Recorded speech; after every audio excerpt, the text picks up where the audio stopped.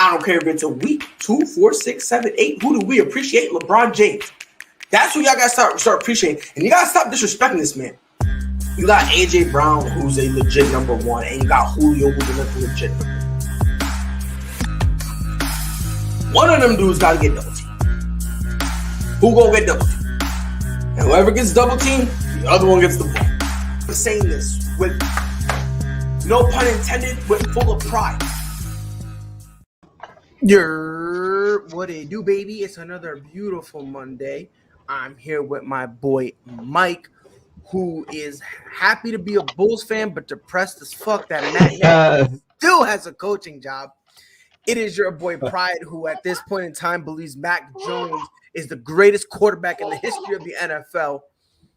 Yeah, let that sink in. One thing we forgot out, man. All our guys in health and safety protocols, so we ain't got a roster right now. Yeah, well, here's the funny thing about that.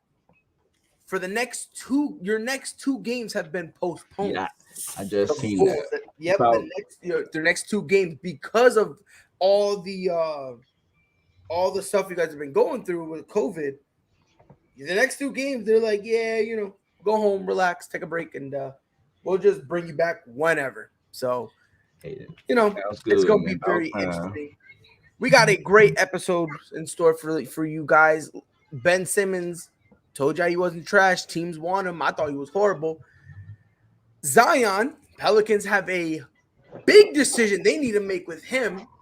And we talk a little bit about the Cardinals. But before we get all that, something new we want to do is called Monday Mayhem. We're going to spit out some hot takes that we believe in our heart of hearts will happen. Mike, I'm going to start with you. Well, this was a tough one. I had a bunch of hot takes. Something I didn't know which one I really want to believe, but this one is probably the most believable one that I'm sticking to, and is Dame Lillard gonna finally get fed up and ask for a trade out of Portland. That's my hot take. When you think he's gonna do it? I'm gonna give them to the trade deadline. Okay, I like that one, and I'm hoping he does, because Damian Lillard, they've been doing him so dirty. Yeah. Free Dame Lillard, by the way. Here's my hot take, and I'm about to do a whole 180. So Friday I did a pre-recorded show, right? And I did it right after the Pittsburgh game, right? Originally, because Ben Roethlisberger, he's gonna leave, right? He said, "I'm not gonna be back in Pittsburgh." It is what it is, all that good shit. But he still genuinely believes he's gonna start in the NFL, right? At first, I didn't believe it. I was like, "Who in their right minds would do that?" But I'm doing a 180. I think I found a team who not only will reach for him, but they're gonna literally cut their current quarterback to make it happen. I wholeheartedly believe next year Ben Roethlisberger will be the starting quarterback of the San Francisco 49ers. Ben Roethlisberger is going to be their plan C, maybe even plan D, right? They're going to try to go for Russ. Russ ain't going to go. They're going to go for A-Rod. A-Rod ain't going to go, which kind of next week, I'm going to have another wild hot take. I need to see how things pan out. But Russ probably won't get there. I don't know if A-Rod still want to go there. And then they're kind of waiting for Deshaun Watson, which even if he does get cleared, him going to the 49ers is very unlikely. So I genuinely, wholeheartedly believe to not only save money, but in a weird way, they actually believe this.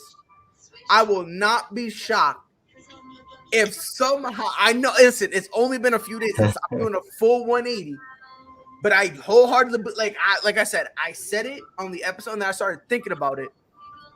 Right now, I wholeheartedly believe that next year, Ben Roethlisberger is going to be suiting up and starting for the San Francisco 49ers. So what they do with Trey Lance? They're going to keep him. They're going to keep him, and then they're not, because Trey Lance is not ready. Trey Lance is not ready. There's a lot of people saying, "Oh yeah, he's ready." Like, nah, bro. The only thing he's ready for right now, maybe get a couple reps with the starters, but outside of that, Trey Lance is not ready. Like, why do you think they put him out there and they're basically using him as the Saints use Taysom Hill? That's how they use him because they don't see nothing in him. You know what I mean? But A-Rod from that area, you don't think he'll want to go to San Francisco? I'm gonna give y'all 2 for 1 here. I'm gonna give y'all 2 for 1 in terms of hot takes, right? So, fuck it, why not? I'm gonna go. Fuck it. Let's make it 2 for 2. Aaron Rodgers is gonna end up staying in Green Bay. Now, in order for Ben Roethlisberger to go to San Francisco, a lot of dominoes gotta fall. Don't get it twisted.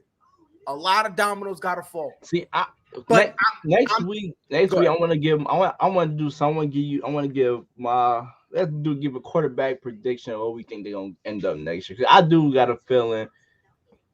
I do got a high take too about the Pittsburgh Steelers getting one of these quarterbacks. Like I feel like they are a sneaky favorite to get one of these All-Pro quarterbacks. Whereas Aaron Rodgers, Deshaun Watson, Russell Wilson, they're gonna get somebody. 100%. And the way the way I'm looking at it, man, do dominoes have to fall? Yes. And I know literally on Friday, I literally just said there's no way Ben Roethlisberger will legitimately believe it. Like, there's no way he's gonna get it. But seeing how much money they can save, now I'm referring to the Niners. If you just cut Jimmy G, bring Ben Roethlisberger on a deal, you got a good run game. It's definitely not gonna work. Don't get it twisted. But I would not be surprised if they take that reach, bro. I'm telling you. But it could work because you got weapons that you ain't gotta have him throw the ball 40 times. You got Debo Samuel who can play running back and receiver. You got Kittle. You got Raheem Mostert. Who else the other running back? They got shit ton of running backs. This is so they do got a shit ton of running backs, but here's my problem. The problem is I don't think Ben Roethlisberger is going to go to a situation and then say, yeah, let's run the ball. You know what I mean? Like, look, let's call it what it is. He's got Najee Harris. And me, by the way, Rio, what's up, brother? What's up, Rio? I like Najee Harris a lot. Yeah. But if you're not willing to utilize Najee Harris in the run game and Ben Roethlisberger is desperate to have him more in the passing game, like, I understand he can catch, but he's great at running the ball. You know what I mean? So, Rio with the comment, bro, the Packers special teams damn near gave me a heart attack last night. Look, I'm going to tell you this right now. That game, to me, was very intriguing. I liked it. I really did. I mean, look, the Bears, I'm going to put it to you this way. That loss told me that the reason the Bears are in the position they are now is not because of lack of talent. That's what last night told me. Last night told me that if you give these guys a decent head coach, a head coach who knows what the fuck he's doing, I will say this, I genuinely believe you guys are 7-6 and in the playoffs. Yeah, I mean, because if you like, I watched every Bears game, miserable. Like, this game, they played probably the best first half they played all season. The best, no debate. Right. Like, outside of the interception, which Justin, it was a rookie mistake. He was eyeing down the receiver the whole time. So and he was a little late on the throw, yeah. But then the next play, his next time out, throws a touchdown. Beautiful play too, and it was beautiful, and it was almost as if Justin Fields was just waiting. He was waiting for that cross, and as soon as the cross happened, and he saw that corner kind of drifting, he was like, "Oh, this is easy. This is easy shit." And then typical Nagy first half. This is a fun game. Come out in the second half, no adjustment, and get smoked. Listen, in halftime when Matt Nagy was like, "Oh yeah, I'm having fun," I was like, "Everything's fucked. Everything is fucked. They're losing. Everything is fucked." Whenever Matt Nagy goes, "We're having fun. This is great." The Bears lose. Like it's like everything was fucked. Like I literally was sitting here watching the game. Like we have a chance to beat these guys. Like we really have a chance. And then second half come, we only produced 3 points. It was rough. It definitely was rough. But yeah, wow. So Mike, you think Dame eventually for our Monday hot takes, you got Dame literally is gonna demand a trade, said, "Get me the fuck out of here."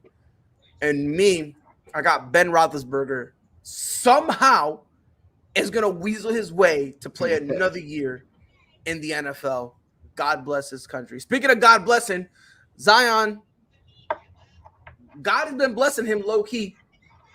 Low key, I understand he's going through all his stuff, but with all this stuff, it might actually get him out of New Orleans. Now he's been out indefinitely. There's been a setback. But now here's kind of something that people really don't, I don't know if they don't want to talk about it, but do you think that they should consider trading Zion? I mean, if New Orleans fans watch right, they're probably gonna be pissed. But I mean, they might as well get it done before eventually they're gonna have to trade him because everybody come to New Orleans, they leave right out. Right? So, but the only downfall is what would you get for him because it's a guy who haven't really played too much basketball, and I don't want to say injury prone, but he kind of falling in that line. So I don't know what they would get for him. Well, But eventually he's going to axe out anyways because you haven't put the talent around him. The talent you did put around him, you shipped away. You shipped away Lonzo, and you're probably going to ship away Brandon Ingram just to find something. So I don't know what New Orleans got going on. I don't know if the training style, the GM, but I think it's time for them to pack their shit up and head back to Seattle. Yep. Look, for me, and by the way, I just saw something. Let me know what do you think about this trade? It's a 3-man trade. It's a 3-team trade between Lakers, Pacers, and Pelicans, right? If they send Zion to the I'm sorry, Lakers, Lakers, Blazers. I'm sorry, Lakers, Blazers, and Pelicans, right? The Lakers received Damian Lillard. The Blazers received Brandon Ingram, Devontae Graham, Tomas Satoransky, and the 2023 first-round pick. And the Pelicans get Russell Westbrook, Taylor Horton Tucker, Nasir Little, and a 2027 first-round pick. So you pair Westbrook and Zion. You're gonna pair Russ with Zion and THT. That's kind of gonna be their big three. The Blazers, they basically kind of start the rebuilding in a way because you're kind of getting mostly youngsters in terms of Brandon Ingram, Devontae Graham, Tomas. He's not really young, but he's not old either. He's kind of like an in-betweener type of dude. And then a 2023 first-round pick, which, by the way, I'm pretty sure Tomas is only in there to make the salaries match. I'm pretty sure. And then the Lakers get Damian Lillard. Well, that trade only works out for the Portland and the Lakers. To be honest with you, the only way I could see it working for the Pelicans is if the Pelicans just want to make the play-in. If their ceiling is the play-in, that's the only way I'm going for this trade. Yeah, but Zion, Westbrook can't shoot. You need shooters, somebody who can shoot around Zion. Well, that's why they're going to get THC. It's going to be interesting. Anybody with Westbrook, I'm automatically calling it a fail. And I love Westbrook, but Westbrook haven't proved to me he can win. Nah, he can't. He can't, but we're not allowed to say that. For me, look, Zion needs to get out of New Orleans, bro. 100%. If I'm the Pelicans, I'm considering trading him. I'm putting his name out there. I'm gonna see what I can get for him because. So you trade him because the injuries, or it's the injuries that I'm more concerned about. Look, Zion is a talent. Let's not get it twisted, right? But I've said this before. I don't give a shit how talented you are. If you can't step on the court for me, it means nothing. This is coming from a dude who I supported Zion Williamson being the number 1 draft. I protected him. I defended him. I believe at the time, he was going to be way better than Ja Morant. I thought he was going to be phenomenally better, to the point where I said, yo, in 3 years, we're going to be the people who picked Ja Morant are going to be embarrassed that Ja picked him over Zion. And now look where we are. Zion has the talent, but again, look, you could be the greatest player of all time, right? You could be LeBron. You could be 8 times better than LeBron James, 50 times better than MJ, 1,000,000 times better than Shaq, an infinite amount of times better than Kareem Abdul-Jabbar. If you can't get on the court, it doesn't matter. And to me, that's a problem, because the Pelicans are a team that they want to build around a young guy. You know what I mean? Kind of like what Detroit is doing with Cade Cunningham. Kind of what the Rockets are doing with Kevin Green and Jalen Green. You know what I mean? Like, they want young guys that they can build everything around. And me personally, forget the age.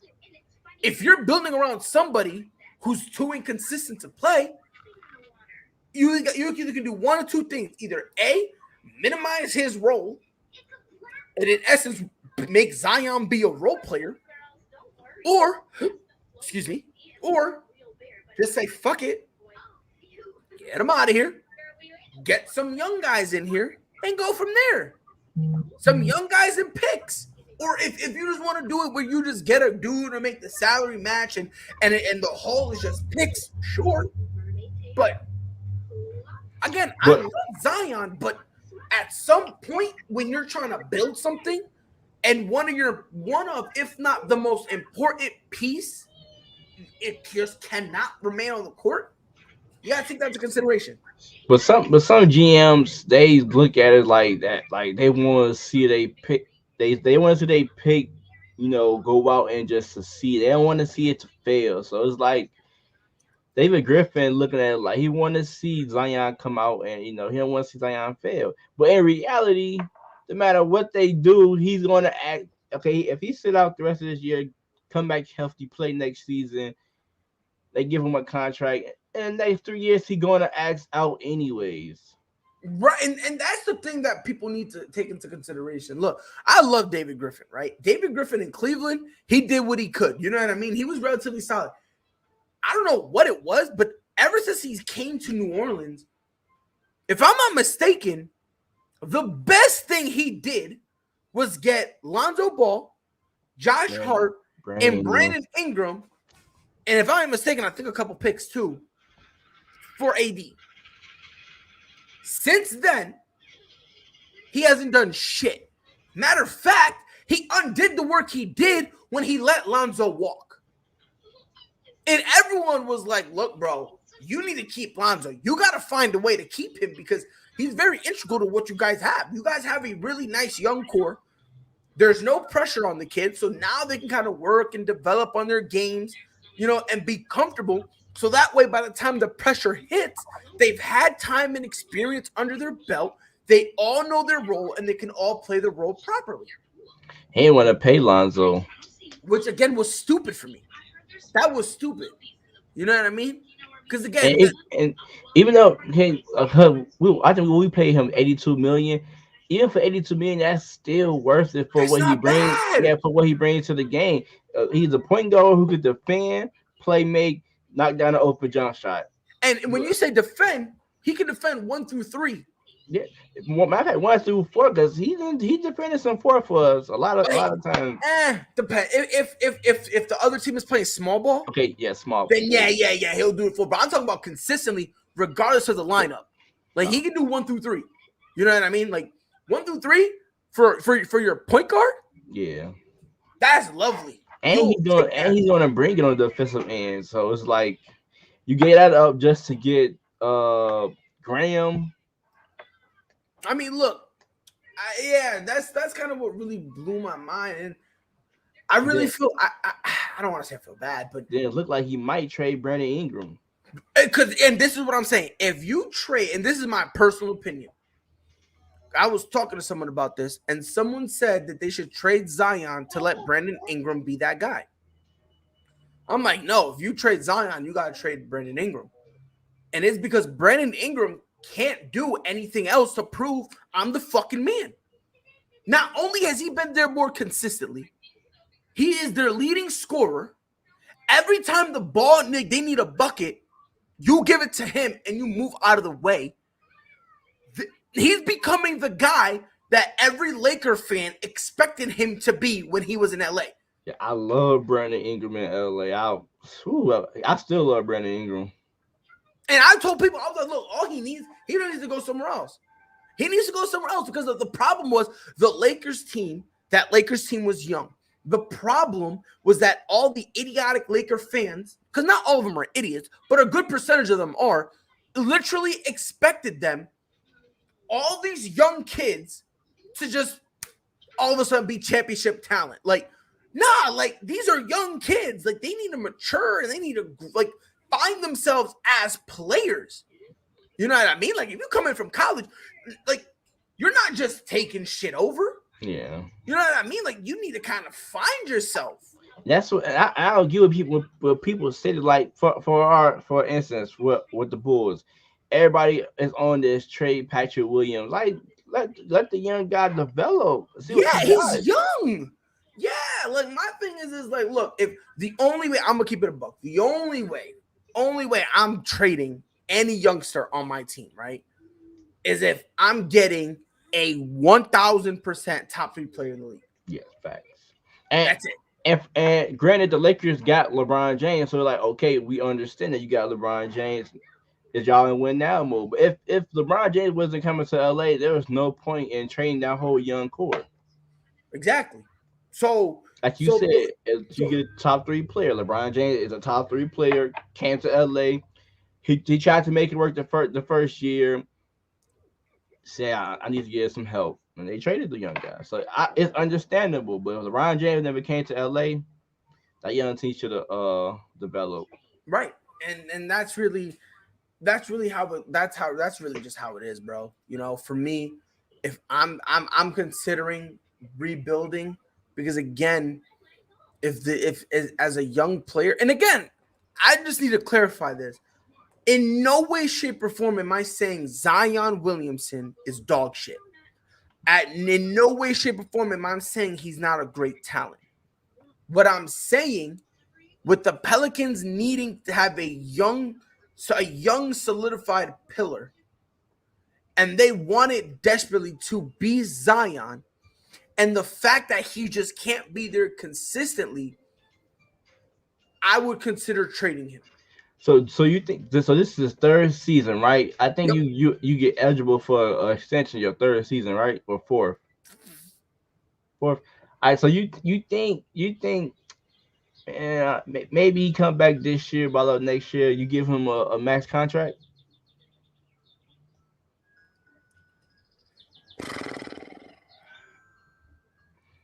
So right now he done played in 85 games so far. If you give him that max, it's a risk. Let me put it this way. No team with his history right now, no team is going to give him the max. I think what I would do if I'm the Pelicans, I would go to Zion. If y'all want him, if they want him, right? I go to Zion and I go, look, you know, injuries have been a problem. We all know you're a great talent. You can ball. The problem is there are times you're not here to ball. So let's make a deal. We'll give you a 2-year deal with a team option after the first year. We want you to ball out. If the end of your final contract, like the final year of your contract, and the first year of that, you know, that in essence what would be a one and done, you know what I mean? Because there's an option. If you can ball out for those 2 years and remain healthy, I think that's when the Pelicans will be more comfortable to give him the max extension. You know what I mean? Because that's what I would do. Now, again, the Pelicans are probably going to panic and give him the max. They're probably going to because they don't want to lose him, right? But again, I understand why they want to do that. But all I'm saying, tread carefully. Zion is a fucking talent. Let's not get that twisted. But I'm worried it doesn't matter how talented you are if you're not on the floor. That's really how I look at it. Ben Simmons might officially be on the move.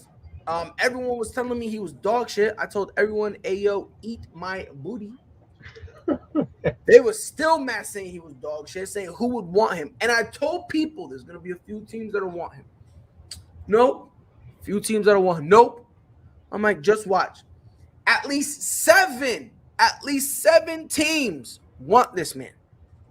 I'm gonna list them off. The New York Knicks, the Los Angeles Lakers, the Minnesota Timberwolves, the Portland Trailblazers, the Sacramento Kings, the Indiana Pacers, and the Cleveland Cavaliers are the seventh team. On top of that, there are rumors that Golden State is still interested. There are also rumors that Dallas, Miami, and Brooklyn are interested. The Nets believe Kyrie Irving will play again this year. However, it's unclear whether or not that he's going to get vaccinated or just play on the road games. There are rumors, and it's genuinely believed that right now the Nets are having conversations about trading Kyrie Irving. I mean, just throwing that out there. But of all the teams I listed, Knicks, Lakers, Wolves, Portland, Kings, Pacers, and Cavaliers, which one makes most sense for good old Ben Simmons? well, I'm gonna toss out the New York Knicks already because if you can't handle Philly, you damn sure not finna handle the Knicks. I'm tossing out the Lakers. You think so? Hold on, you think so? Yeah. I mean, I'll be honest with you. I think he can handle the Knicks. And you want to know why? Why?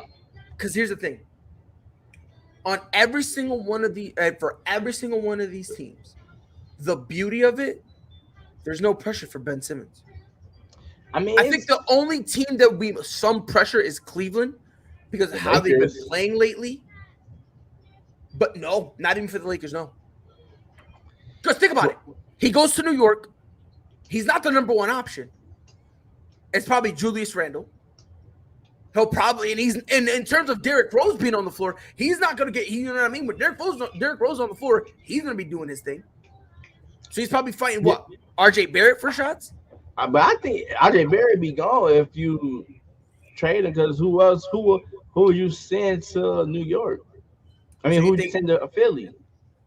Okay, so let's say it is RJ Barrett. So Ben Simmons is the third option on this team. So it'd be what, Randall, D Rose, and Ben Simmons? Which I'm talking about how I'm looking at it now. Yeah. But the reason I said it would be pressure because they talk about Julius Randle and RJ not using their left hands. It's just like New York is different. They expect you to win as well. So maybe it'd be a little bit of pressure, but it wouldn't be as Philly because Philly's a championship contender team. New York, maybe they'd be failure in the playoffs. So maybe you're right. Maybe you're right about that. New York be happy just getting the playoff. Exactly. That's kind of how I'm looking at it. The Knicks, they're like, yo, we're gonna make the playoffs in two back-to-back years. Shit, make the second round, and they're happy. Yeah. You know what I mean? So I guess you're right. Yeah. That's kind of why I'm saying, you know what I mean? A little bit, you know. And on top of that, there's two other guys who will catch the shit before you. And I know Tibbs will love Ben Simmons with the defense, 100%. So the Knicks for you is a soft maybe, right? It may be, but maybe? I don't think RJ Barrett will push the needle for Philly to trade him to New York. But New York, it'd be solid for Ben Simmons. The Lakers know because he can't shoot, and I don't think Philly will want Westbrook. Here, hold on. Here's where I disagree with that. Now, I'm talking about for the Lakers. Look, the Lakers aren't going to be able to get Ben Simmons. You know what I mean? Because they don't, unless they do a package around THT. It's going to have to be THT, probably Malik Monk, and a few picks, right? Like maybe even Austin Reeves, throw him in there too, maybe. But, you know, there's no way Philly's gonna take Russell Westbrook, right? But for the Lakers, I will say this: Ben Simmons to the Lakers is not a bad idea. Hear me out. Hear me out real quick. I understand Ben Simmons just doesn't have a shot. Neither does fucking Russell Westbrook. They're gonna play Ben Simmons the same exact way they play Ben Simmons. So what's the difference? If we're gonna be honest here, what's the difference? And what you're losing in shooting with Ben, you're gaining in playmaking, in defense, in rebounding. Like with Ben Simmons, you're kind of getting an upgrade everywhere else aside from the shooting. That's good for the regular season. Yeah, you get an upgrade in defense, playmaking, but you gotta. I'm thinking that it like we know Anthony Davis is hit or miss. Sometimes he not That's true. consistent. So if he not consistent, you depending on Ben Simmons, a guy who really not that aggressive at times. At least Westbrook, he take dumb shots, but he's always aggressive. He always aggressive. So I'm not with this. Oh yeah, he's taking the shot. I'm not.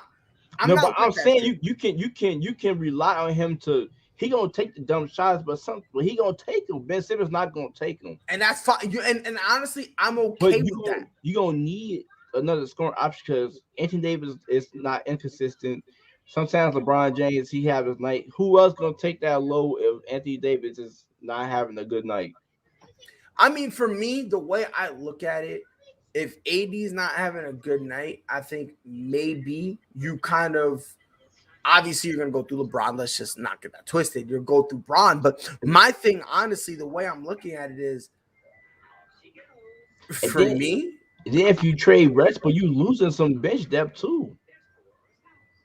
What do you mean if you trade Westbrook? If you trade Westbrook for Ben Simmons, you probably lose THT, Malik. You probably lose a couple of shooters. Well, it won't be. Well, here's the thing. It won't be for Ben Simmons straight up. I don't think it'll be. I think it'll be probably Ben Simmons, and you'll probably end up getting Seth Curry. I think they might throw Seth Curry in Ben Simmons, Westbrook. I'm not giving up Ben Simmons and Seth Curry for no damn Westbrook. No. Don't get it twisted. I'm not saying this is going to happen at all. Don't get it twisted. I'm just saying for the Lakers, half of it, them getting Ben Simmons is, to me, I don't think is that bad of an idea, to be honest with you. It's not bad, but I don't think it'll be. They'll still be in the same situation. It wouldn't be even better if they would have got somebody different who could really help. It'd be the same situation, but you just got an elite defender and an elite playmaker. But it'll be the same thing. I think there'll be yeah. Because even with Ben Simmons, they're still, in my opinion, they're still losing in the first round. They'll be scary in the defense. Defense be scary because they be long and tall. Defense, in terms of this year, they probably still will lose in the first round, with or without Russ. Especially like you said, with Anthony Davis kind of being inconsistent, that's how he's been. That one right there. So for me, I like the Lakers. You're kind of. No. And so you're no on it. The Minnesota Timberwolves. Okay, see Minnesota Timberwolves. I can dig Minnesota. I can dig Minnesota. Bring it here. For me, I'm gonna tell you this right now. Of all the teams here, Minnesota low key might be the best place for him. No pressure. Because it's Minnesota. And you're gonna go there. The thing with Minnesota, they're probably gonna have to give up. Because here's my thing. A few weeks ago, I had somebody here on a Wednesday, and we kind of talked about what would be it, right? And for me, I said that the Timberwolves should trade for Ben Simmons in a package surrounded by D'Lo.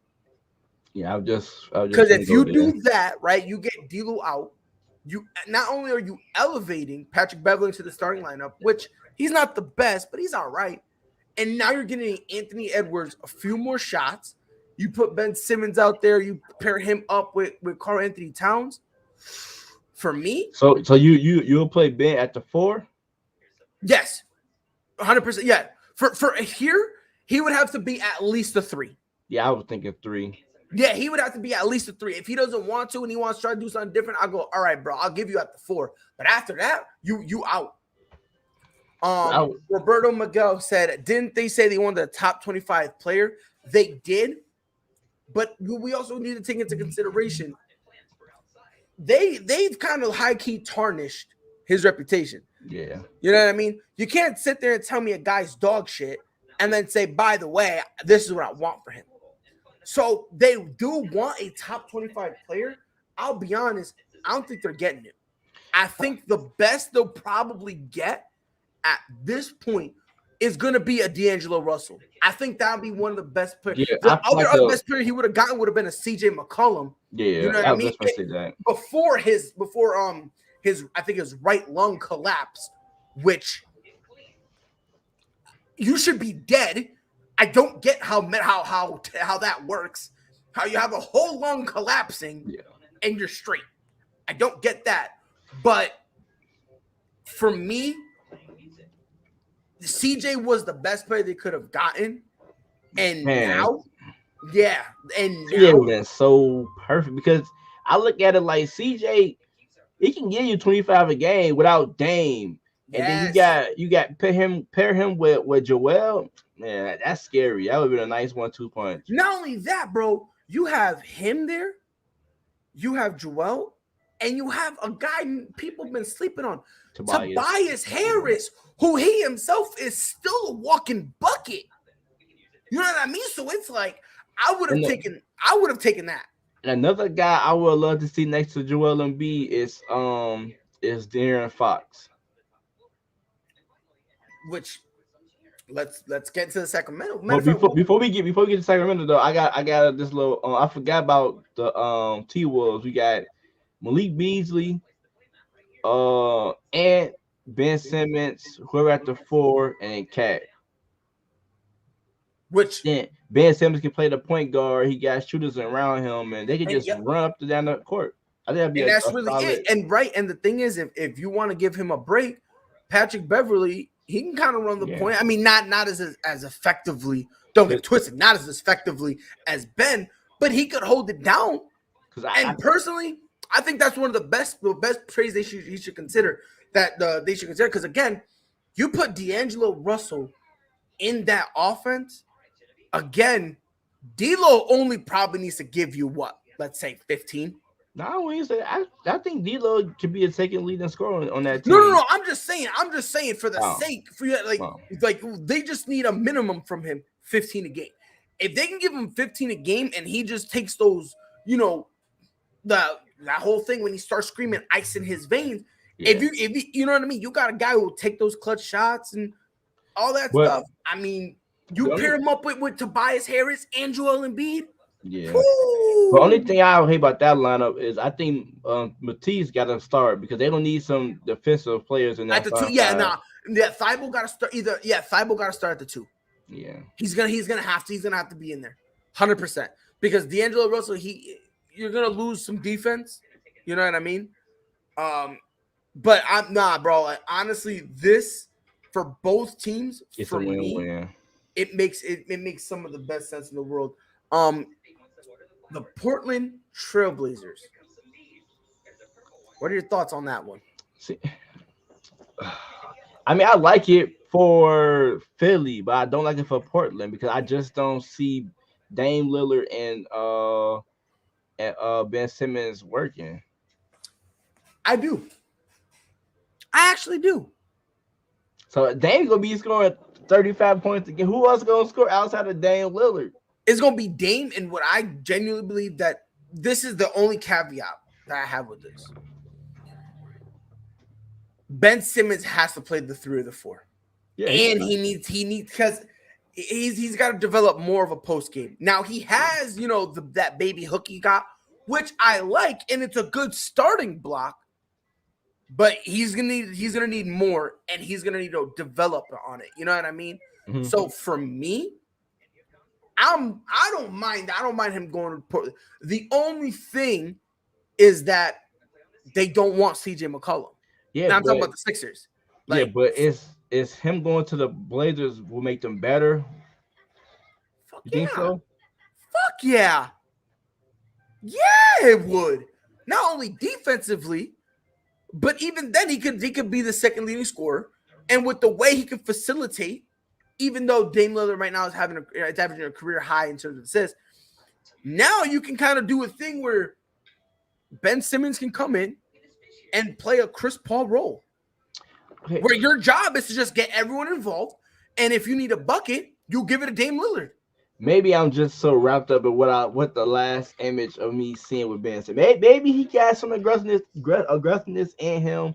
Maybe he can. So if he do got some scoring ability in him, then that can work. From My, what I'm my thing is, look, the dude is averaging 15. So he's got something there. yeah. He's But averaging 15 with no jump shot.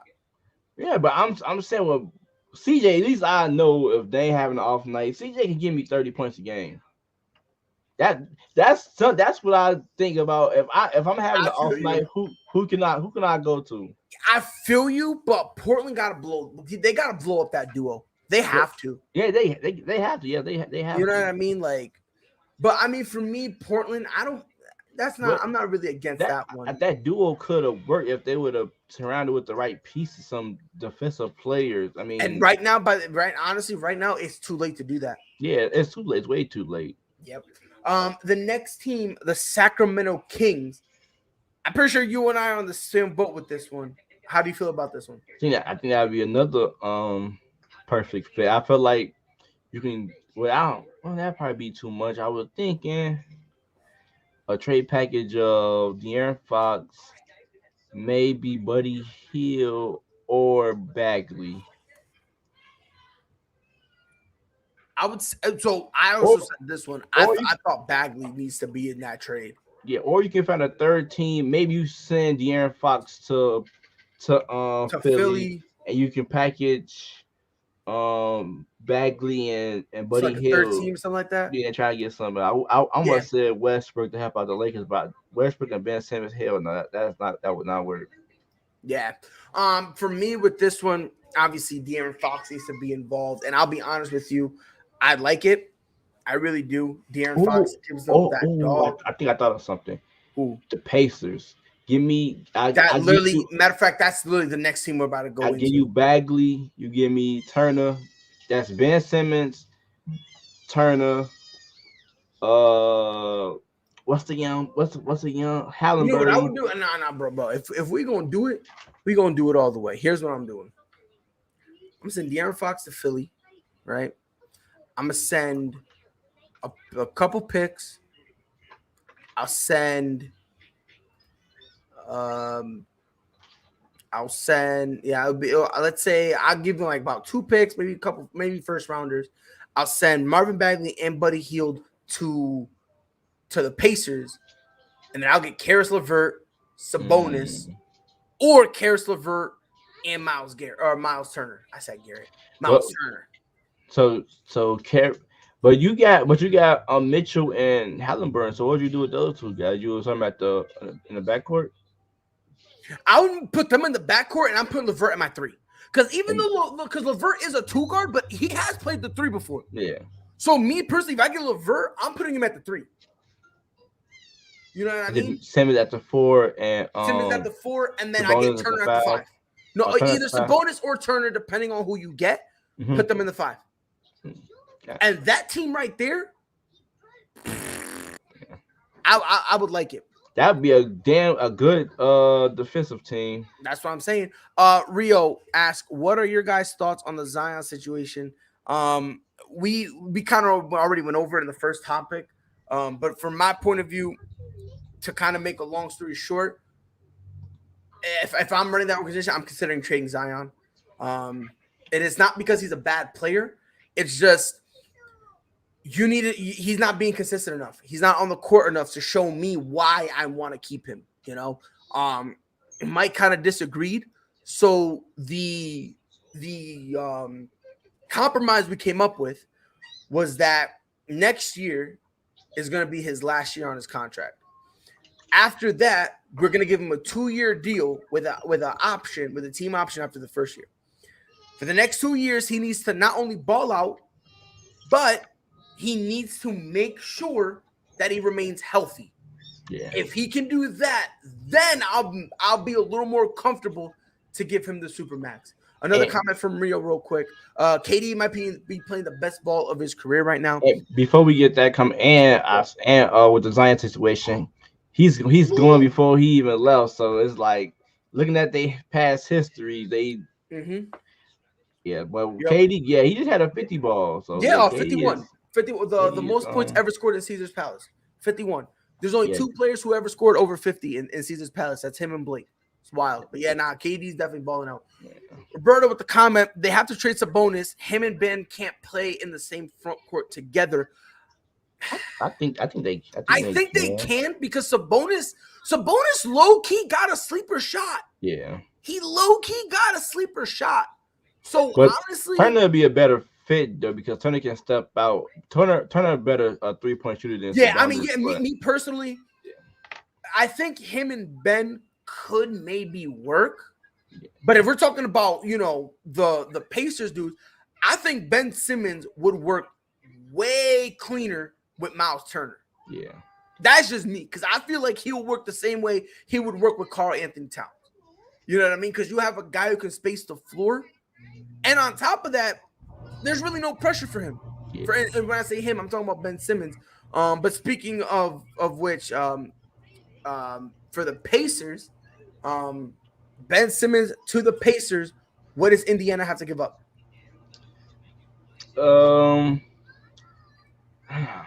Definitely not Miles Turner, because Philly got Joel Embiid. And I'm thinking maybe it's a bonus, but then you got Tobias Harris. Like I'm guessing Malcolm and LeVert. Malcolm and LeVert? Yeah. Woo! I would like that. I would, I low-key forgot all about Malcolm Brogdon, because he definitely was a name that people were actually throwing out there. So now I like that one. Rio with the comment, who's better for the Warriors in y'all's opinion, Sabonis or Wiseman? I think Wiseman. And the reason I say that is because, one, Wiseman, he's a big dude, but he's young enough and he can keep up with the fast-paced tempo that Golden State loves to play at. Yeah. You know what I mean? And he helps them defensively. Sabonis is a dog. Don't get it twisted. He's a dog. Yeah, don't get it twisted. He's a dog. But for their system, Wiseman is. But here's the exactly. That's what I'm saying. It comes down to the system, because in Golden State's system, I don't know if Sabonis gets those same touches. You know what I mean? Like, Wiseman really is kind of there on cleanup duty, holding down the paint, and maybe get a couple of transition buckets here and there. Yeah. You know what I mean? So, I think it's Sabonis. I'm sorry, it's Wiseman in terms for Golden State. Anywhere Sabonis go, it's gonna be a great pickup, because he can get rebounds. I remember he played the Bulls, he played us, and he had like 20 rebounds, and he can score, and he's tough. Yeah, so anybody who gets Sabonis is gonna be that's a great pickup. 110%, it definitely will be a great pickup. But now I'm there with you. I think it's gonna have to be Malcolm Brogdon and Karis LeVert, for them to make. We haven't seen Wiseman play. He played last year. I think he meant we didn't see him play this year. Yeah, no, this year we haven't seen him play. We haven't seen him play this year. Last year he played. And again, like, for James Wiseman, you don't really need him to all of a sudden be the second coming of Kareem Abdul-Jabbar. You don't really need that from him. For me, let's see.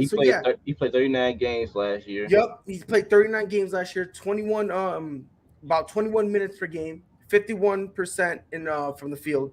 11 points, not bad. Almost a whole block, not bad. Almost 6 boards, which for me, for a guy who, if we're gonna be honest, Golden State don't really care about the big man if we're going to keep it a stat. Yeah. You know what I mean? Like, they don't really care about the big man. Henceforth, they came up with that small death lineup. You know what I mean? So, for me personally, this year he hasn't played. But last year, like I said, he did play last year. And, again, Was he obviously he wasn't like, I'm not gonna try to make a case he's the best big man in the league at all. Don't get it twisted. But for what they ask from him and all he really needs to do, I think he's perfect for it. Yeah, and plus, for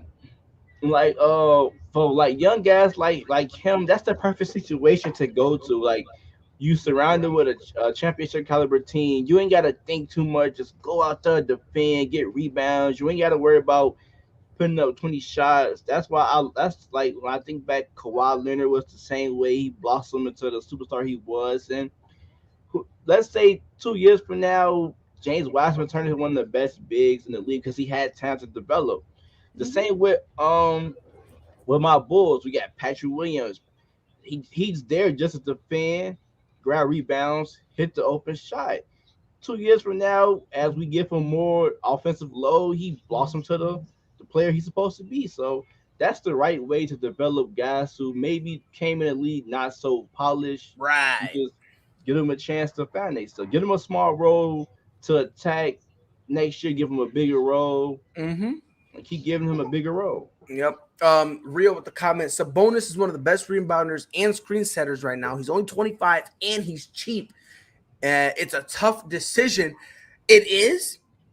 And Yeah. listen, But you saying he's 25 and cheap, he's cheap now. yeah. We got to understand when this dude hits free agency, he's not going to, he's not going to be like, yeah, I'll take another team-friendly deal. Like, this dude, especially the way he's been balling out, Sabonis is going to want to cash in. Yeah. He definitely going to want his cheddar.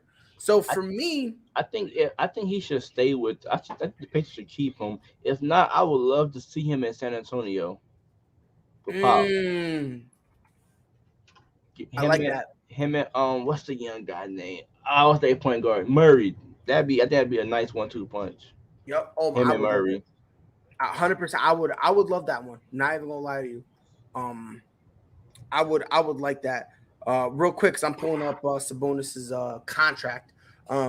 So right now, it's a 4-year, $74 million. Yep, almost $75 million deal. So right now he's in his second year of it. So in 2024, when he's 28, he's gonna be a free agent. So potentially could cash in. It definitely it's tough, but as of right now, if I'm personally, if I'm Golden State, I keep Wiseman. Yeah.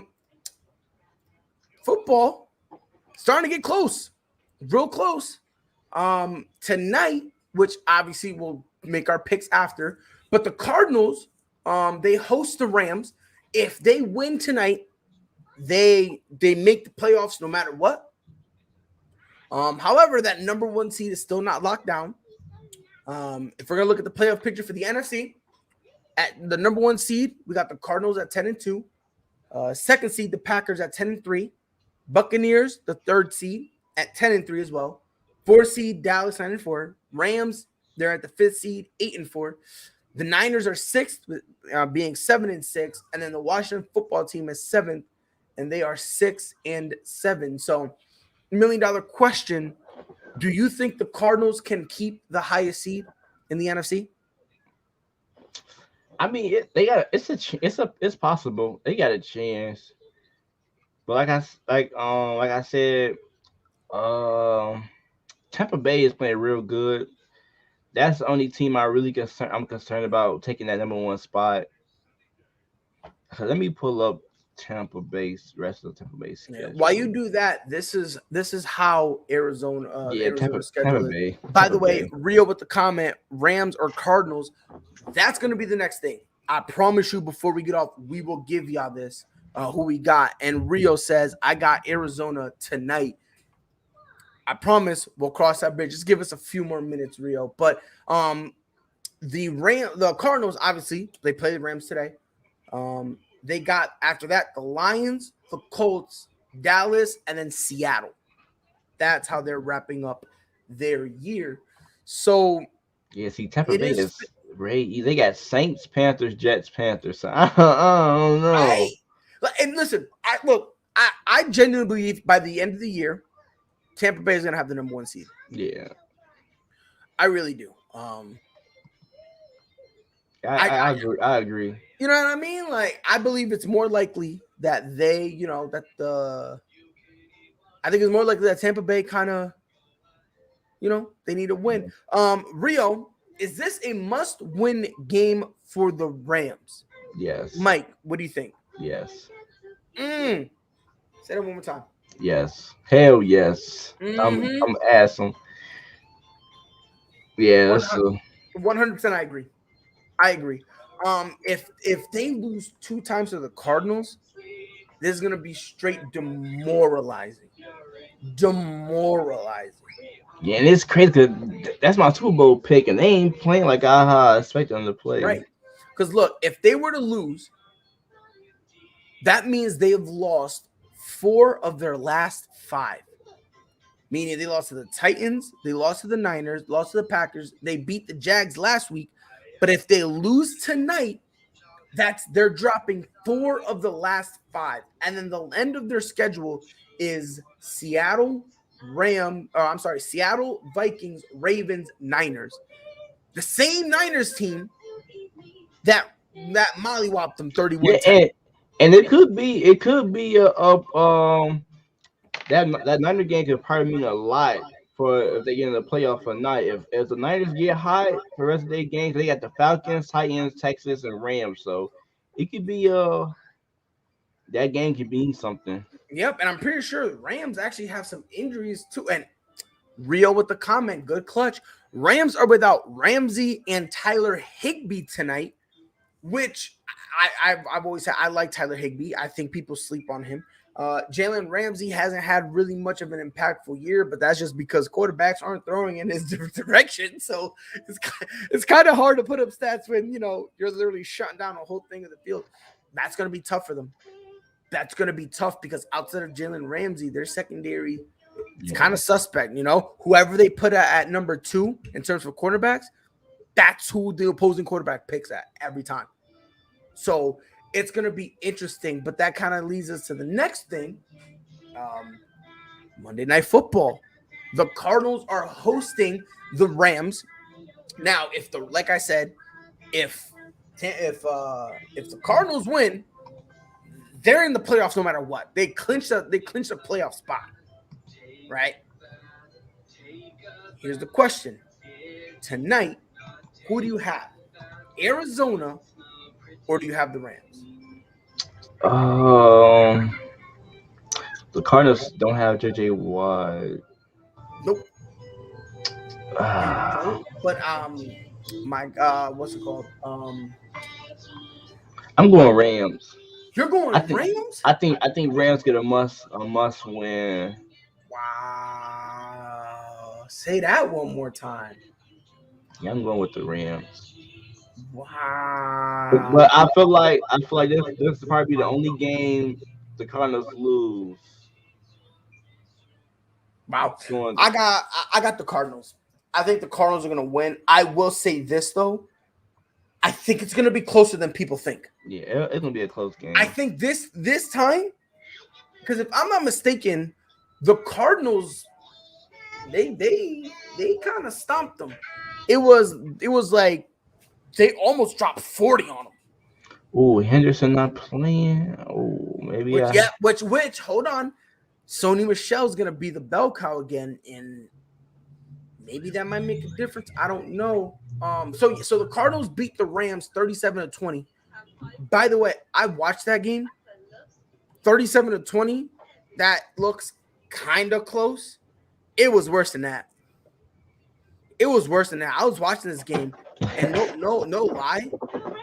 I thought at some point it was like 40-2. Swear to God. It was like, I'm not kidding. Like, watching the game at certain points, I had to remind myself, look at the score, because it literally felt like the Rams were just getting mollywopped every way possible.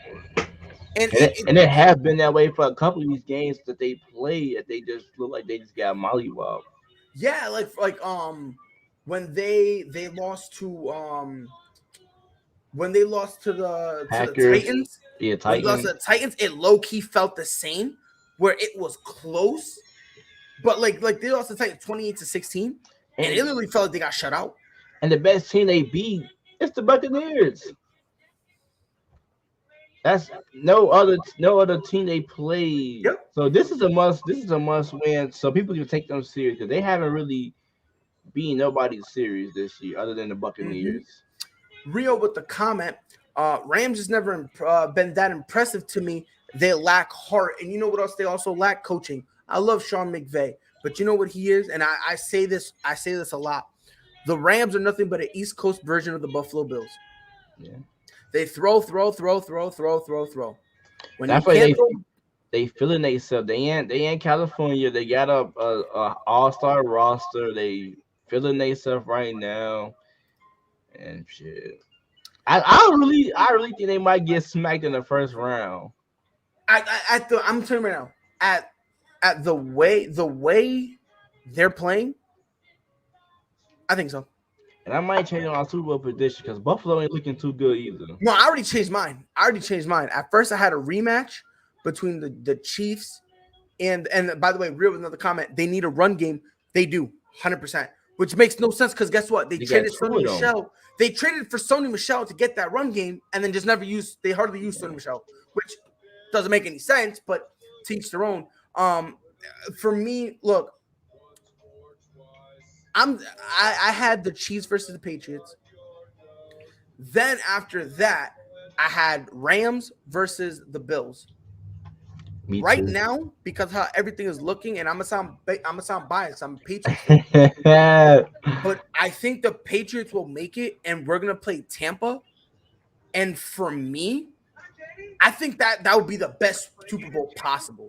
Because now, you know what I mean? Imagine Tom Brady versus Bill Belichick on the biggest stage of them all. You know what I mean? I get it. We play in the regular season, but playing on the Super Bowl level, I mean, wild. It's possible because the Colts don't scare me. The Chargers don't scare me against the Patriots. The Ravens don't scare. Maybe the Chiefs. That's probably it. I'll be honest with you. I think the Chiefs are like legitimately speaking, the only team I'm genuinely concerned about is the Chiefs. I think the Chiefs, they're starting to figure it out, especially defensively. Defensively, they're starting to click. They're figuring it out. They whoop Raiders' ass. Yeah, bro. Rio with the comment. I think the Pats beat them. Woo, talking about Buccaneers. Yo, Rio. I know I like you, Rio. Jeez, but so you got the Rams. I got the Cardinals. You're gonna be back here Wednesday, right? Yeah. Because you're gonna be back. Let's see how it panned out. And by the way, if the Cardinals lose, Mike, I'm gonna be sick, so the show's gonna be canceled. Follow us on Twitter at Prideful Takes. If you guys have anything you guys see, feel free to tag us. And if we see it, we'll definitely put it up on the show. And of course, we'll give credit to whoever tagged us in it. Catch us on Facebook at Prideful Takes. Every single episode of the podcast, video-wise, is up there. And we also do watch-alongs. All that stuff will be on Facebook. If you don't have Facebook, follow us on Nunes. We don't talk about that. Let me just say one thing. Let me finish this, and I'm gonna say one thing about that. We're also on YouTube, so if you don't have Facebook, follow us on Prideful Takes. Visit our website www.pridefultakes.com. Not only is every episode of the podcast up there, we also have original articles, and check us out on Spotify and Apple Podcasts. The Prideful Takes podcast. One thing, Juliana Pena handled her business. And that is the first time I've ever seen somebody stand in the middle of the octagon in that second round with Amanda Nunes and let Amanda punch her in the face repeatedly and not only take every single shot, but hit Amanda back to the point where Amanda got hurt. The fact that Juliana Pena did that, a lot of people are calling it a fluke. And I'm going to tell you this now. I don't think it is. I don't think it is. My only problem is comparing her to Ronda. Like, no. No, fuck that. No, I'll be honest with you. this might be a hot take. I think Pena is way better than Ronda. I think if you put Juliana Pena and Ronda Rousey in the octagon, Juliana Pena is making her tap before the opening bell. That's just me. Final comment of the night. Rio, Amanda wins the rematch. I don't know. Maybe. I remember Rio. I think it was you who said that Amanda and Juliana Pena need to have an immediate rematch. At first, I didn't understand why, but I've been seeing a lot of people say that Pena just got lucky, and maybe that's what it is. Real with the comment. Amanda's aura changed when her daughter came. Seems like she don't want to hurt people anymore. Look, man. Honestly, I thought it was just me. I thought it was just me. Us being fathers, I don't want to hurt nobody. Yeah, Amanda kind of looks a little different, you know what I mean? But to me, she's still the GOAT. Don't get it twisted. She's still the GOAT to me. But this doesn't really, to me, this doesn't say nothing about Amanda. It just shows how great and how tough Juliana Pena is, because she took some of the shots she took had Ronda Rousey tweaking, bro. And we all know somebody was gonna get Amanda. We just didn't know who, but we know it was coming. Yep. And again, Pena, she took shots. That is the first time I can remember. If there's any other time, please somebody let me know. But it is the first time I remember somebody bravely standing in the middle of the ring and banging it out with Amanda. No problem. It low-key reminded me when Charles Oliveira won the title over Michael Chandler. The first round got destroyed, wasn't looking good. And then round 2 came out completely different. And that's how it was for this one. It has been your boy Pride, obviously with Mike. He will be here again on Wednesday. And when Arizona wins, I'm just going to be throwing shots all episode, just throwing that shit out there. I just want to make sure that you know. Last comment from Rio, bro. I'm sorry, but that said, Nick Pena almost had me laugh. That was some of the worst I've seen in the beginning. Yeah, but again, it just shows that she made the proper adjustments, and that's really sometimes what it comes down to. You make those proper adjustments, and all of a sudden, it puts you in a whole nother stratosphere. Make adjustment. Don't be like Nagy. Big facts. Big facts. It has been your boy Pride. Mike, thank you for being here. We will be back here Wednesday, 6 p.m. Eastern, 5 Central. We'll see y'all then. Be safe. Knew where that was going. That was a great read. Oh, Lillard from the logo. That'll quiet the 2 on the season. 2nd and 1 for the Bills. They handle the rush. Allen looking. End zone. To Shohei Ohtani. Center field. Let's watch it go. Did several of those inside low kicks.